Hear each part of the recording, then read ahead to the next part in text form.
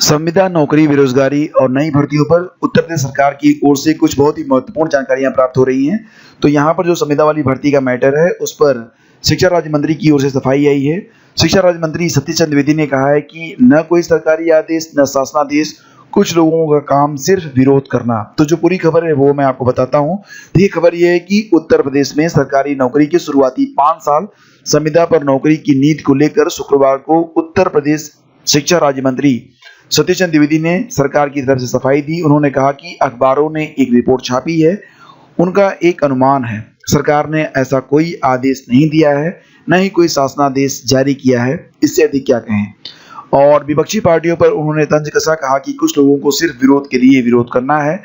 School कब खुलेंगे, तो इसकी जानकारी उन्होंने इस प्रकार से दी है कि गृह मंत्रालय के निर्देश पर ही स्कूल खुलेंगे। और हालांकि मिड डे मील के बारे में उन्होंने ये भी बताया कि हमारी तैयारियां पूरी हो चुकी हैं। बच्चों को मिड डे मील इस समय डोर टू डोर यानी कि घर घर वितरित किया जा रहा है। और सर्वोच्च न्यायालय के निर्णय के बाद होगी 69,000 शिक्षक भर्ती। तो यहाँ पर यह भी कहा गया कि 69,000 शिक्षक भर्ती जो है वो पेंडिंग नहीं है।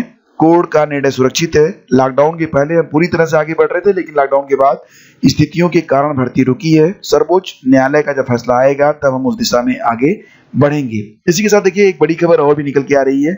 यहाँ पर जो उत्तर प्रदेश सरकार की तरफ से ये खबर है कि 6 महीने में 3 लाख लोगों को नौकरी देगी सरकार। सीएम योगी ने 3 महीने में प्रक्रिया शुरू करने की घोषणा की है और आंकड़े भी जारी किए हैं। तो पूरी बात ध्यान से समझिए। मुख्यमंत्री ने सभी विभागों से मांगा है खाली पदों का ब्यौरा। पारदर्शी तरीके से 6 माह में बांटे जाएंगे नियुक्ति पत्र। सरकार ने किया दावा, अब तक 3 लाख लोगों को रोजगार दिया गया और इसकी जानकारी भी नीचे दी गई, मैं आपको दिखा रहा हूँ। तो उत्तर प्रदेश के बेरोजगारों के लिए एक अच्छी खबर है। सरकार ने 6 महीने में 3 लाख लोगों को नौकरी देने का ऐलान किया है। इसकी प्रक्रिया अगले 3 महीने में शुरू हो जाएगी। मुख्यमंत्री योगी आदित्यनाथ ने शुक्रवार को टीम 11 की बैठक में कहा है कि जल्दी सभी आयोगों और भर्ती बोर्डों के प्रमुखों से बैठक करके खाली पदों का विवरण लें और जिस प्रकार यूपी लोक सेवा आयोग और अन्य सरकारी भर्तियां हुई हैं, उसी पारदर्शी व निष्पक्ष तरीके से तेजी से आगे सभी भर्तियां कराई जाएं।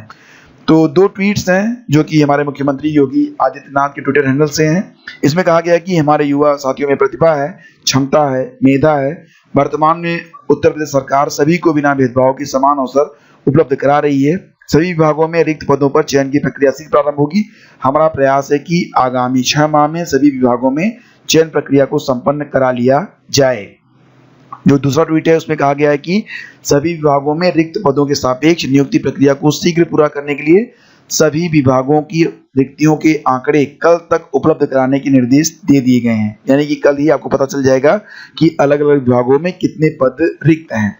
बैठक में लिए गए निर्णयों की जानकारी देते हुए अपर मुख्य सचिव अवनीश अवस्थी ने बताया कि सीएम योगी ने अब तक हुई बड़ी सरकारी भर्तियों में 1,37,000 पुलिस की भर्ती हो चुकी है, 50,000 टीचर की भर्ती हो चुकी है, 1 लाख से अधिक अन्य विभागों में भर्तियां हो चुकी हैं।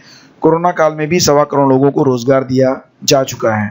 तो सरकार का दावा है कि 2,94,080 लोगों को रोजगार दिया गया है और ये जो आंकड़े हैं वो जारी किए गए हैं। जैसा कि आप देख रहे हैं कि चिकित्सा, स्वास्थ्य एवं परिवार कल्याण विभाग समूह ख, ग और घ में 8,556, राष्ट्रीय स्वास्थ्य मिशन के अंतर्गत नियुक्तियां 28,662, प्राविधिक शिक्षा विभाग, व्यावसायिक शिक्षा विभाग में 365, उत्तर प्रदेश अधीनस्थ चयन आयोग के द्वारा 16,708, बेसिक शिक्षा विभाग में 54,706, पुलिस विभाग उत्तर प्रदेश पुलिस भर्ती प्रतिनिधि बोर्ड के द्वारा 1,37,253, सहकारिता विभाग में 726, लोक सेवा आयोग उत्तर प्रदेश के द्वारा 26,103, चिकित्सा शिक्षा विभाग में 1,112 और भी अन्य विभाग हैं, आप देख सकते हैं।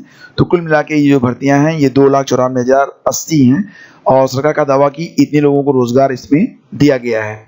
और जो भर्तियां प्रस्तावित है उसमें पुलिस विभाग की 16,629 और बेसिक शिक्षा की 69,000 भर्ती, कुल मिला के 85,629 भर्तियां अभी की जानी है।